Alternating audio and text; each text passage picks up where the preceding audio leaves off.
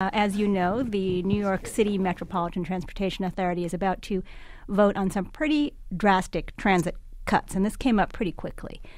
Is there anything the federal government can do to head off this kind of thing? Because it's happening all over the country. Yeah, I mean, what we've tried to do is meet with transit districts that are having financial trouble and see if there is some way that we can be helpful. They've been allowed to use up to 20% of their money for operating, which has been very helpful to transit districts, but now I know that money is running out. There is another economic recovery plan that'll probably be voted on by Congress early next year. It will include some money for transit. We'll have to see if we can use some of that money to be helpful, but we know that transit districts, because ridership is down, and because they just have expenses that they're not able to meet, many are in very difficult financial times. I know that here in New York, the governor has decided to withhold some funds, and I know that makes it very difficult. What should transit systems around the country be looking for from this new stimulus act? I mean, I know there was $8 billion for transit last time around. 10% of that, right? You could spend on operating? Up to 20. Up to 20. Yes. So still, when you look at all the transit systems around the country, $160 million, that is not even the shortfall in New York City. Right. Well, every community is different, and every community runs their transit district a little bit different. Everyone has different forms of transportation. Many have buses. Obviously, in New York and Chicago and Washington, they have very elaborate metro systems that get people around the cities. And so our job really is to work with these transit districts. I don't know the amount of money that will finally be allocated in another economic recovery, but the money is to provide jobs. And the money not only providing jobs, but also to make sure our transit programs are efficient and that, people have access to them. On a scale of, say, 1 to 10, and you have so many things, obviously, on your plate, how much of a priority is supporting local mass transit systems for you? Well, it's very important. It's one of the things that we really have stepped up in terms of our Livable Communities program, where we're trying to say to people, if you want to take a bus, light rail, streetcar, that there are lots of forms of transportation other than automobiles. We think we need to get some of these cars off the roads and relieve congestion, and the way to do it is to promote transit. And they're all forms of transit. I helped inaugurate the streetcar system in Portland, where they make these streetcars. I was in New Orleans recently, where the streetcar program is very strong, and Washington, D.C. is starting to get back into the streetcar system, and we think transit is a way for us to really relieve congestion in cities, but give people some alternative than just always taking their car everywhere they want to go. There was a sort of rap on the stimulus bill that it didn't have enough of your administration's blueprint on it, that it was developed by Congress under an old appropriations formula that favored state DOTs and what they wanted to do. Do you agree with that? In the next round, do you want to see more of a federal direction in where some of this money goes?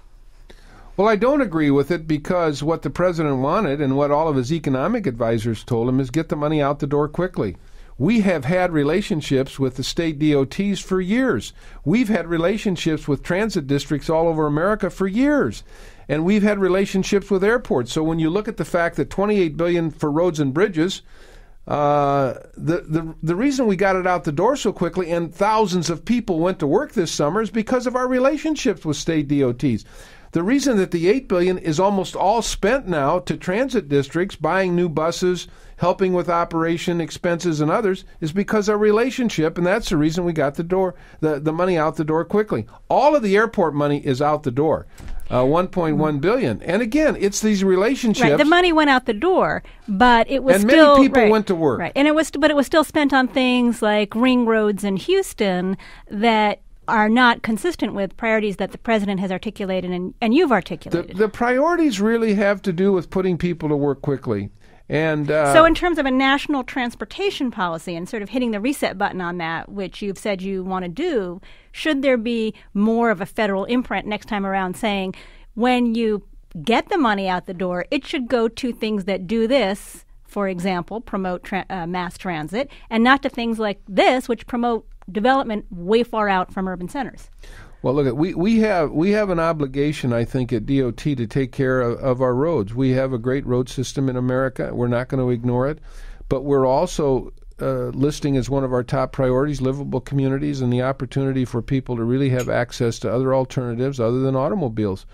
And I make no apologies for the way that our money has been spent. We've put thousands of people to work. I've been to over 30 states and over 70 cities, and I can tell you, many of these people were on welfare, they were on unemployment, and they've worked all year long in good-paying jobs as a result of building roads and bridges and runways, and also working in transit systems and places that build buses and streetcars. And this money has worked in terms of putting people to work, and people have done well by it. On the transportation reauthorization, when can we expect to see a plan with your imprint on it?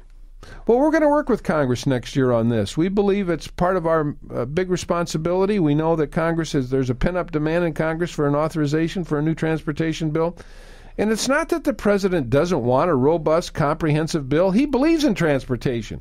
He talked about it during the campaign. He's talked about it all year as he's traveled around the country. And we're going to work with Congress on a very robust, comprehensive transportation program for America.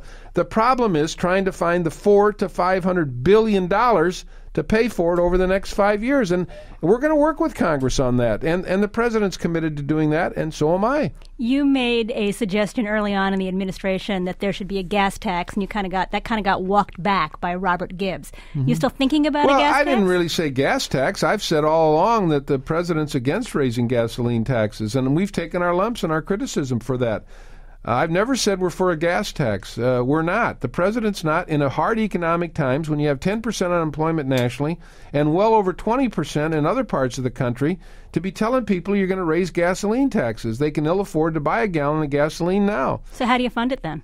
Infrastructure bank, tolling.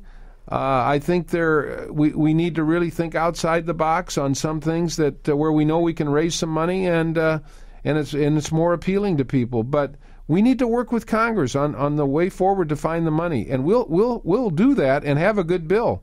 I'm getting the high sign from Jill, but just one question on the Sustainable Communities Initiative. Yes, sure. What is the measure of success for you? When you have completed your tenure as DOT, you will have seen what in that area?